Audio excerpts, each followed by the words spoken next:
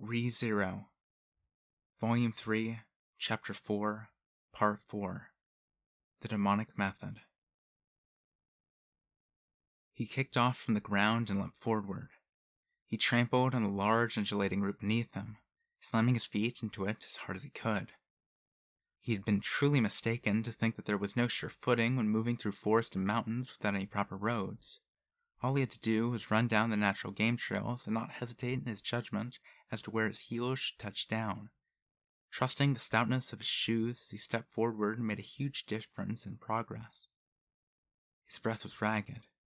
The sweat on his brow was getting into his eyes, so he made painful blinks to give the sweat somewhere to go.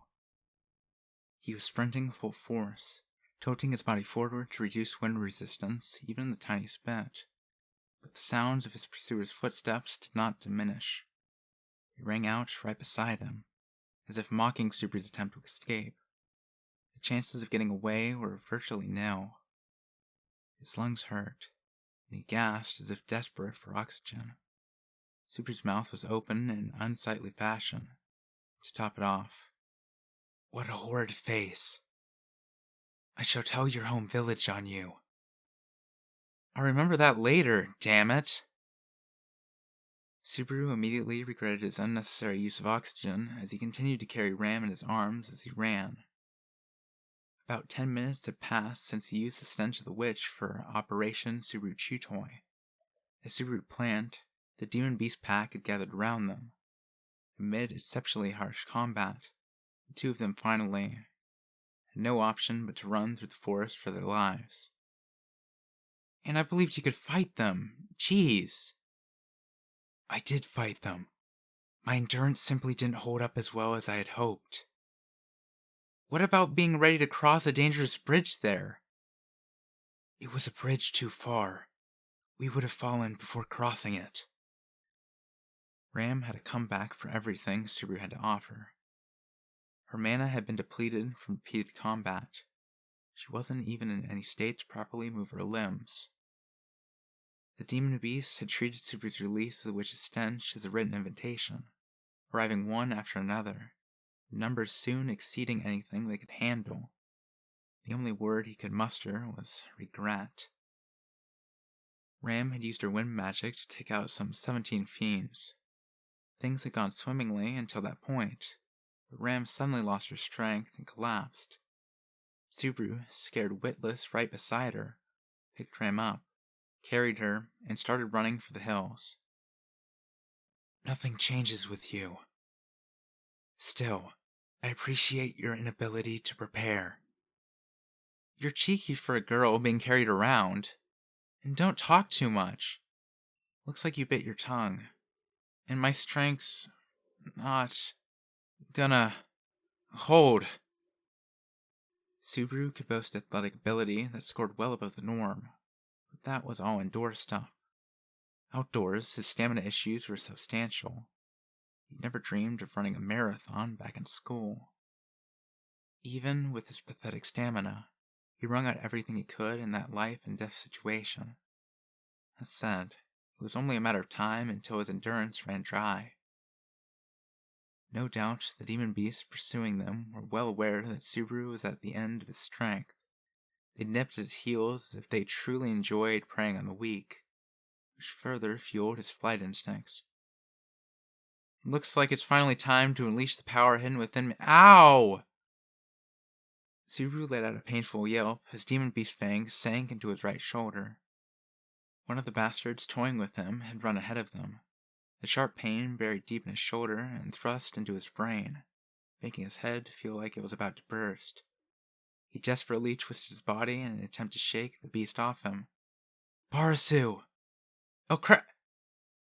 Right after Ram spoke from within his arms, the forest suddenly opened wide, and Subaru's feet were slicing through the air.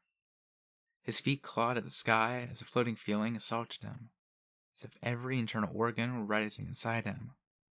The next moment, his heels dug into the slope. Subaru and Ram lost their balance as they slid down together. "Bastards tricked me!" He never should have underestimated them as mere beasts. Even though repeated contact with them had given Subaru an appreciation for their intelligence, when push came to shove. He'd been unable to shake his impression of them as just animals. As a result, the seemingly viable path he'd followed had literally led him off a cliff. Damn it all! Subaru's yell made his throat tremble as they slid down at an even sharper angle. He held Ram tighter as he thrust his drawn sword in his left hand into the cliff. Ow! Ow, ow, ow! His left side scraped against the ground as the sword he'd thrust into the cliff twisted, stopping them from sliding farther. When he looked, the cliff ended a short distance below. Had he been a single second slower, they would have surely met their deaths. Whoa! When he looked up, several demon beasts pursuing them were rolling down beside them. The beasts, moving with too much force to stop, yelped like domesticated dogs as they vanished off the edge of the precipice. Their bodies mercilessly smashed against the sharp, rocky ravine below. The sound of their bones breaking reached even Subaru's eardrums. We came very close to needing condolences ourselves. Arm! Hurts! Ram complained as Subaru's arm tightened around her. Her body was light, but when added to Subaru's own weight, the burden on the sword thrust into the ground and on Subaru as he gripped it was more than 200 pounds. His limit would not be long in coming. It will of course be dangerous if we fall down the cliff. Can you climb, Barasu? I'd love to tough it out, but the demon beasts up there are still a problem, he said as he put more strength into his left arm. He lit the blade, thrust it at an angle, support their weight as he tried to somehow get in a more stable position, when... Ah! Both said together. At the same moment, the high-pitched sound of steel breaking ran throughout the area. The blade thrust into the cliff snapped, leaving the end of the sword stuck in the slope. He hastily threw the warp blade into the ground anew, but the dull edge didn't penetrate very deep. He clung to the slope with all his body, resigned to however scraped up he might become. But friction alone could not slow two people. His efforts proved fruitless as the blade popped out. They began to fall once more. Ah! We're done for! You owe me for this, Barasu! Subaru fell head first, every hair on his body standing up as he recalled flinging himself over a cliff.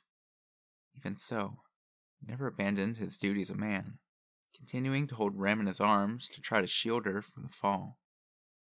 Ram let him handle the physical work and twisted in his arms to aim her hands toward the ground. Elfula! Mana welled up in Ram as she chanted, causing a powerful gust of wind to erupt at their estimated landing point. As they fell straight down, Super's body hit the ascending air current and rode on the pressure underneath them. He managed to get them upright as their fall slowed further. We can do this, he judged while the world spun all around them. He focused all his strength into his legs, fighting down hard enough to split his teeth as he endured the impact of landing. We made it! They'd endured. He labored to leap onto his numb, incredibly unhappy legs as he looked up at the cliff from which they had fallen. He was aghast at the height, over 30 feet, a rough equivalent of jumping out of the 4th floor of his high school. That, combined with the hardness of the ground, made their very survival quite a feat. You totally turned into Buddha right there, Ram. If it wasn't for your wind magic there, we'd be... It was when Subaru tried to express his gratitude for Ram saving his life that he realized she wasn't moving within his arms. Ram's head drooped as a thin line of blood trickled down from her nostril. Her eyes were closed, her breath shallow, and the only sounds she made were painful moans. Ram? Jeez, this is bad. He gently rocked her body and called out to her, but Ram made no reply. From the beginning, she'd been exhausted from using clairvoyance and fighting the demon beast.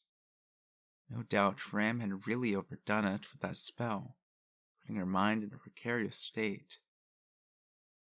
Ah, crap. My timing really is shitty. Subaru cursed his own impulsiveness as he re-embraced Ram more carefully. He laid her down beside him, awkwardly slid the broken blade into its sheath, and looked up. Even the demon beast couldn't leap down the edge of a sheer precipice after them. Surely they'd circle around to resume the pursuit. He hoped that would give them the advantage in the meantime. Oh, come on! You've got to be kidding me! The very moment Subaru looked above his head, a large number of rocks flowed down the slope that they'd barely survived falling from. And running atop them was a pack of demon beasts, with a pup deploying its mana leading the way. Subaru recognized the demon beast pup. He was absolutely certain it was the one that had first cursed him in the village, and the one that Ram had delivered a powerful blow to when it chased the children the night before. Seeing the way the other demon beast followed it, as if it led the whole pack in spite of its size, Subaru couldn't keep a dry laugh away. I'm starting to hate you, Lady Witch. The perfume of yours is overkill. Duly lodging his complaint, Subaru checked on his numb legs as he prepared to flee once more. He prayed that the demon beast would show them contempt and not pounce the instant they landed. What? A moment before Subaru started running, he tilted his head, sensing that something was off. The demon beast sliding down the cliff looked wrong. It began to flinch on the rolling rocks, and the instant they hit the ground under the cliff, they began to scatter in all directions. Huh? I'm over here, guys. The sight of them scattering like little spiders was a bit much for him to take in. The heck is going on here? The moment after he thought it, the explosion atop the cliff brought the answer. Huh? When he looked up again, the change atop the cliff surprised Subaru. He instantly understood. A human silhouette now stood on the precipice far above them. It was a girl wearing a servant's outfit. Her blood-drenched ball and chain held low as she glared down the incline with eyes that had lost all trace of sanity. The moment his eyes met that murderous gaze, Subaru broke out in a cold sweat as he experienced a bad feeling like no other. In an instant, the demon leaped off the high cliff to land on the ground far below. Subaru's breath caught. Here he was, deep in the forest surrounded by demon beasts, face to face with a demon girl. One arm around a girl he had to protect at all costs. And he had arrived at the final stage, holding nothing but a broken sword. This is just a tiny bit unfair, don't you think? His plea died on the breeze blowing through the forest, unheard. It was, as they say, a do-or-die situation. Ram and Subaru had entered the forest with the demon beast fully aware of the danger, but since they had cooperated together to take down the beasts, they had arrived deep in the forest without a scratch. The idea was to find Rem, who would be miraculously unharmed, and lecture her for being a loose cannon in a safe, peaceful, happy reunion. And, using Subaru's knack for drawing the demon beast to him, he'd use Ram's and Rem's sisterly powers to take down the demon beasts one after another, liberating Subaru from the curse. End of story. That's how I imagined it. But, yeah. In a pathetic voice, Subaru mused about how his smooth-sailing scenario was now in tatters. Subaru didn't see a single shred of friendship in Rem's eyes as she stood before him, he sensed was pitch-black bloodlust. Though he couldn't be sure, she didn't look like she was in any mental condition for them to talk things through. The pressure rolling off her made him hesitate to even blink. He didn't know what might happen if he took his eyes off the threat in front of him for even a split second. That very thought brought a strange smile to Subaru as he realized Rem viewed him as her enemy. What the hell am I doing all the way out here, then? Hey, Remren, it's your pal Subaru. Your buddy. Unaware that his face had gone stiff, Subaru nonetheless managed to call out with a cheerful voice. Perhaps he thought that calling to Rem might bring her back to her senses, but... Rem turned her head toward him, locking on with a look so sharp that he could practically hear it. If you give me steamy looks like that, I'm gonna get singed.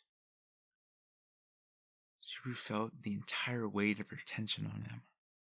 Perhaps he had failed. Rem's dreadful appearance certainly warranted that thought. The familiar serpent's outfit on her was fully covered in blood spatter. A cut of fresh blood dampened the dried blood below it in a gruesome two-tone pattern, sporting blackish red and vivid red. Her nails were long and sharp enough to rival those of a demon beast, perhaps an effect of her horned form. Under her right hand was her iron ball for self-defense, and a pool of blood and little bits of flesh, an exceptionally ominous combination. He'd somewhat expected to find Rem like this, so he was able to keep hold of his senses. If Subaru had met this Rem in a dark alley, it was safe to say he'd be 100% certain to piss his pants. That was how terrible Rem was in her ghoulish madness. And yet, in the midst of it all, the white horn protruding from her forehead had maintained its purity and beauty. To Subaru, even though the horn was the very symbol of Rem's malevolent demon state, it was the only thing that seemed out of place in contrast to the rest. But the circumstances did not permit Subaru such leisurely thoughts. When he looked, he saw a scattered demon beast waiting behind the shadows of boulders and among the trees of the forest. No doubt the beasts were watching their every move. He'd be lunched the instant he showed them the slightest opening. Rem standing before him, the demon beast standing behind. His life was truly dangling by a thread. Subaru couldn't move. The demon beast couldn't move. The entire situation would hinge on Rem's next action. He took a deep breath, closed his eyes, and looked straight back at Rem once more. He didn't know if he could make Rem's eyes waver, but he had to give it everything he had and leave no stone unturned. Then, "Sister." Her voice was tired and faint. However, the sound and its meaning thrummed in Subaru's ears. Her lips quivered, and she seemed out of sorts as her eyes fixated on the side of Rem's face. Even amid a frenzy sufficient to make her lose her sanity, Rem still recognized the sight of her other half, the sister she loved above all. Subaru sighed in astonishment. If I didn't know better, I'd say you had a sister complex. If that brought you back to sanity, I'm all for it. She interrupted his words as she flung the iron ball at him with the force of a typhoon. It was close to a miracle that he'd managed to bend his body to the left in time. It was perhaps fortunate that Subaru's knees were a little wobbly, having not yet recovered from the earlier hard landing. The spikes of the iron ball grazed his right shoulder as it passed, the anguish crawling out of his flesh and his brain into hysteria. Biting down to hold back a pain-filled shout, Subaru advanced at an angle. "That hurts, damn it!" Subaru turned his gouged shoulder before sidestepping the chain as it lashed downward. A moment later, the chain violently slammed into the spot where Subaru had just been, leaving a snake-like trail on the ground. If Subaru had been any slower in dodging, his back would have borne an identical mark.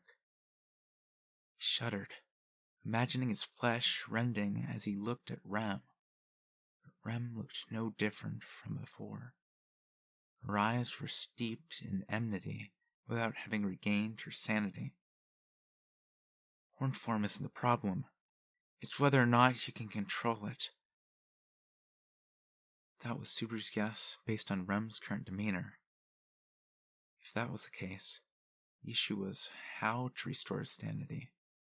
She'd been in a frenzied state the night before, too, but her mind had been more Rem than Mad Demon in the moments before he'd blacked out. Perhaps the sight of Subaru gravely injured before her eyes would be enough of a shock to snap her back to lucidity.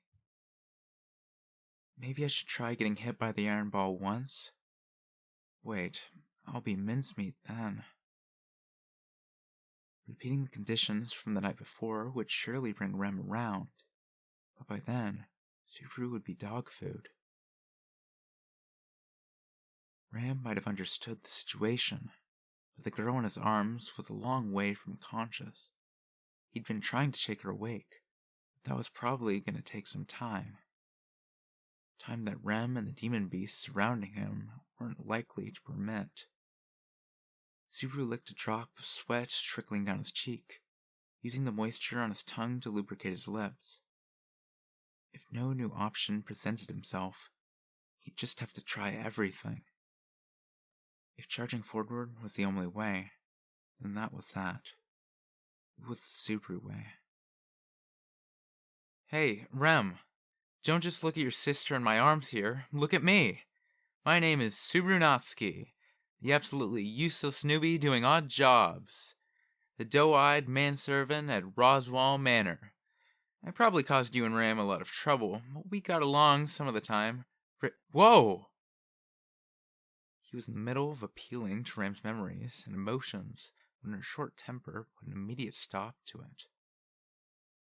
The whirring iron ball snapped and shattered the trunk of every tree in its path, smashing branches along the way as Subaru made a leaping forward roll to evade. He dodged her next attacks with a pretty hot step jump and looked back. It's rude to beat someone to death mid-sentence. I saw my family's faces before my eyes there. Here we are. As Subaru yelled, Rem leaned forward and murmured, "Give sister back!"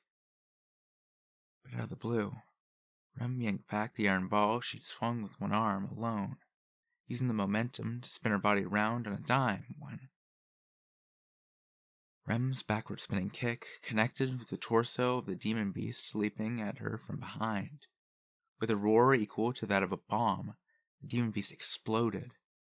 Even from some distance away, Subaru could clearly make out its innards sailing through the air.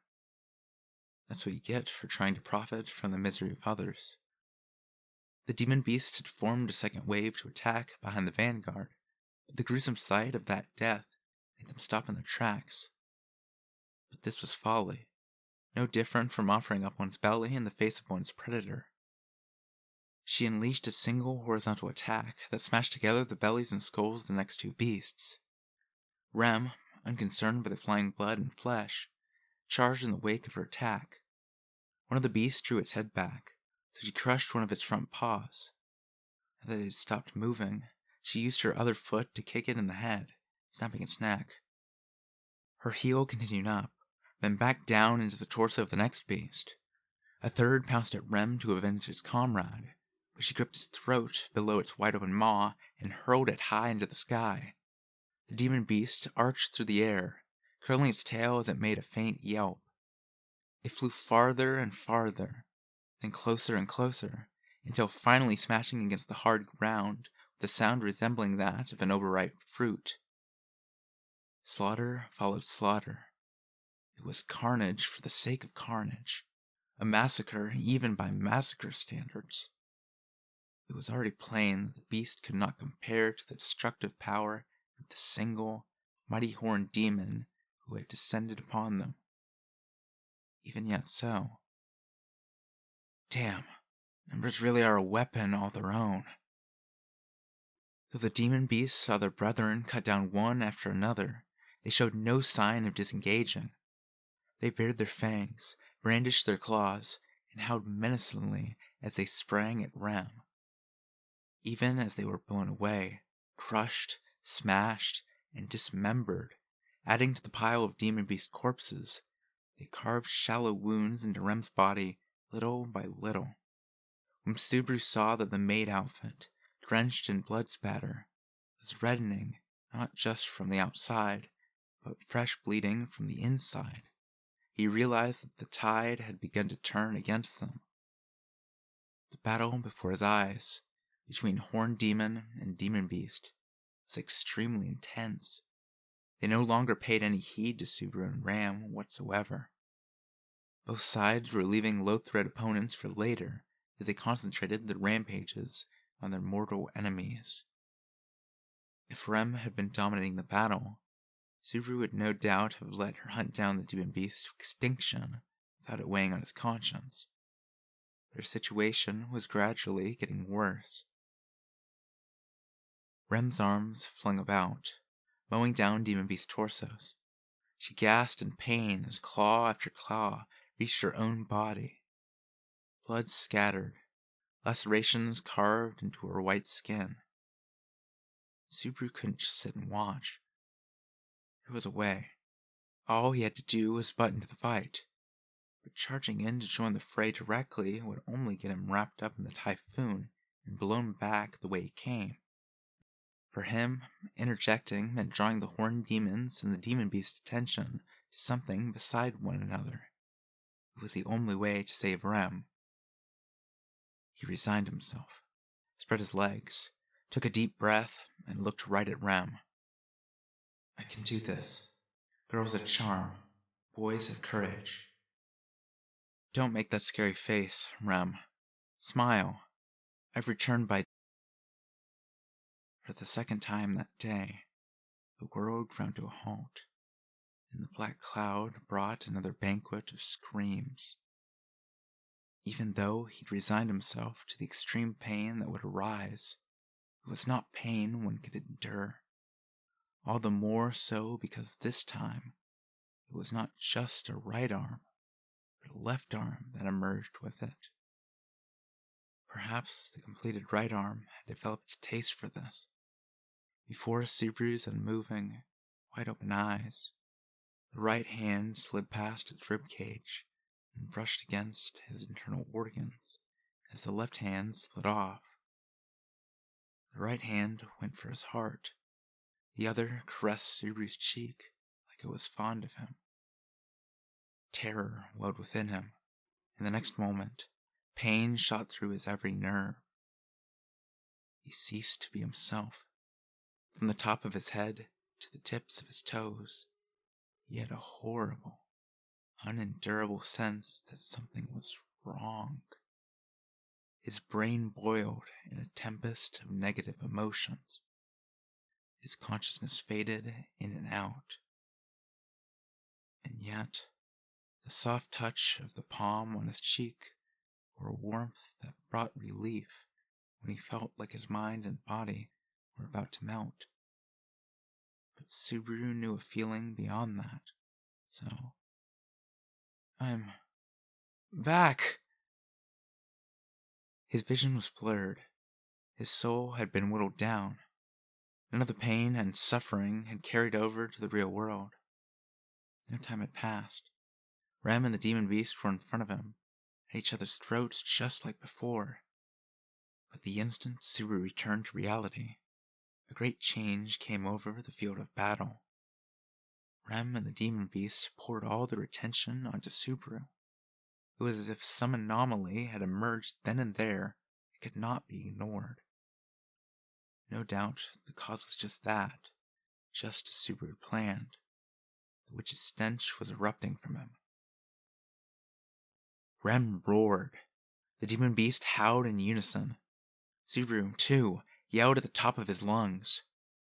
With split-second timing, he evaded the claws of the leaping demon beast and the iron ball slamming toward him, as if his life, his very soul, had been set on fire. And so the great melee began.